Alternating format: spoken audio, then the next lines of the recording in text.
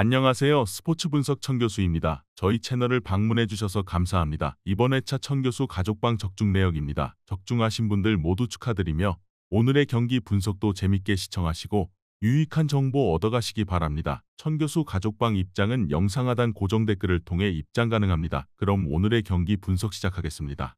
6월 16일 유로컵과 A매치 4경기 분석 시작하겠습니다. 첫 번째로 헝가리 대 스위스 경기 알아보겠습니다. 헝가리는 잠재력이 상당한 팀이라고 할 수 있겠다. 다만 경기력에서 조금 더 꾸준한 모습을 보여주어야 헝가리가 이 조에서 살아남을 수 있을 것으로 보인다.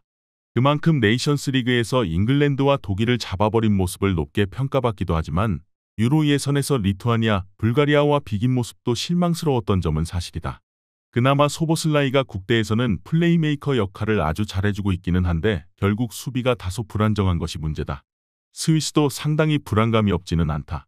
일단 3백으로 전환한 이후에는 엠볼로의 이탈까지 합쳐지면서 상당히 공격력이 떨어진 모습이다.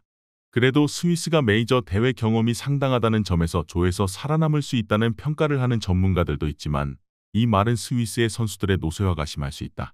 실제로 스위스의 조머, 샤키리, 자카는 여전히 팀의 주축 역할을 해주어야 하는 상태다.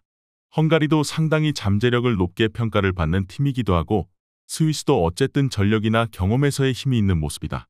다만 헝가리도 경기력이 불안정한 편이라는 점을 감안해야 하고 스위스는 노쇠화된 스쿼드가 헝가리의 공격성을 잘 커버할 수 있을지에 대해 우려해야 한다. 이번 경기 무승부를 추천합니다. 핸디 언어버 및 최종 조합은 고정 댓글 링크를 통해 가족방에서 확인해주세요. 두 번째로 스페인 대 크로아티아 경기 알아보겠습니다. 스페인은 평가전에서는 상대를 완벽하게 박살낸 모습이다. 하지만 죽음의 조를 뚫어야 하는 상황에서 안도라와 북아일랜드를 대파한 것이 영향이 크다고 보기는 어렵다고 본다.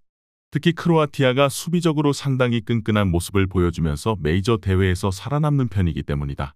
모라타의 유로 예선 골순도가 좋다고 하지만 스페인의 공격진은 폴스9과 정통 넘버9의 화력이 모두 아쉬운 편이다.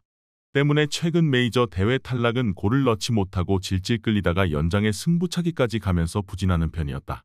크로아티아는 적어도 수비의 세대 교체는 상당히 좋다. 메이저 대회 경험을 위해 합류한 비달을 제외하면 그바르디올을 포함한 모든 수비진은 20대다.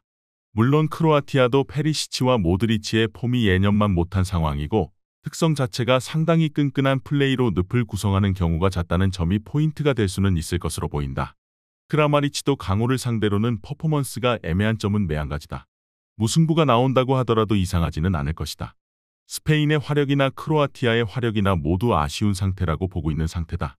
다만 크로아티아도 수비진의 세대 교체는 어느 정도 잘된 상황이라는 점에서 스페인이 주도하는 상황에서도 버티는 힘을 보여줄 것으로 보인다. 이번 경기 무승부를 추천합니다. 핸디 언어버 및 최종 조합은 고정 댓글 링크를 통해 가족방에서 확인해주세요.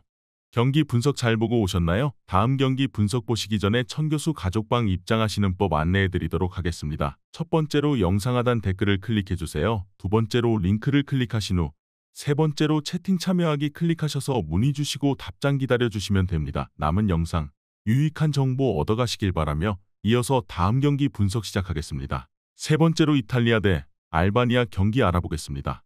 이탈리아는 보스니아를 이기기는 했지만 여론은 이탈리아의 유로 성적을 신뢰하지 않을 것이라고 생각하는 평이다. 그도 그럴 것이 아직도 3백과 4백 사이에서 헤매고 있고 공격은 어떤 포메이션을 가동해도 부진한 흐름이기 때문이다. 특히 알바니아나 크로아티아도 상당히 끈끈한 수비로 이름이 난 팀이고 이탈리아가 메이저 대회 본선에 못 올라간 상황은 대부분 템백 양상을 돌파하지 못했기 때문이기도 했다.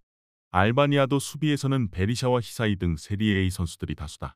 이탈리아의 선수들을 어떻게 상대해야 할지 알고 있을 것이고 유로 예선에서도 수비적인 퍼포먼스가 아주 나쁘지 않았던 모습이다. 물론 알바니아도 같은 조의 강호들을 힘들게 할 수는 있어도 이기기는 어려울 것이라는 평가가 다수다. 알바니아도 플럼 최악의 영입인 브로야를 주포로 써야 할 정도로 전방의 존재감이 좋지는 못한 편이다. 일단 이탈리아가 늘 템백 양상에 약한 편이라는 점을 감안해야 하고 알바니아의 수비 주요 선수들이 세리에 A 출신이기도 하다. 물론 알바니아도 다른 팀들과 마찬가지로 공격진의 플레이가 뚜렷하지 못하다는 점은 매한가지이긴 하다. 이번 경기 이탈리아 승을 추천합니다. 핸디 언어버 및 최종 조합은 고정 댓글 링크를 통해 가족방에서 확인해주세요. 마지막으로 콜롬비아 대 볼리비아 경기 알아보겠습니다. 콜롬비아는 일단 5대1로 미국을 도륙을 냈다.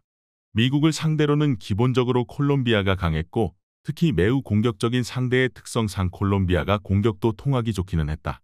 물론 남미에서는 상당히 저득점 양상의 플레이를 자주 보여주던 편이다. 수비진의 세대 교체는 어느 정도 된 모습이지만 공격에서는 디아스의 원맨쇼가 필요하다. 콜롬비아도 남미 예선에서는 신승 양상에 강했다. 볼리비아의 경우는 에콰도르에게도 세 골을 허용하는 모습이다. 사실 볼리비아가 한 수위의 기량을 가진 팀을 상대로는 아주 약했다. 아르헨티나, 우루과이, 브라질을 상대로 모두 3골 이상을 허용하는 것으로 예선 통과 가능성을 기하급수적으로 낮추는 모습이다. 콜롬비아를 상대로도 비비기로 나설 가능성이 높은데 그래도 수비적인 타격은 각오해야 할 듯하다. 일단 콜롬비아의 플레이가 다득점과 아주 친하지 않고 특히 남미 팀들에게는 신승 양상에 강한 편이다. 다만 볼리비아도 상당히 한 수위의 플레이를 보여주는 팀에게는 다실점을 깔고 가고 있는 상황이다. 에콰도르를 상대로도 3골을 허용한 점도 좋게 보기 어려운 점은 당연하다. 이번 경기 콜롬비아 승을 추천합니다. 핸디 언어버 및 최종 조합은 고정 댓글 링크를 통해 가족방에서 확인해주세요.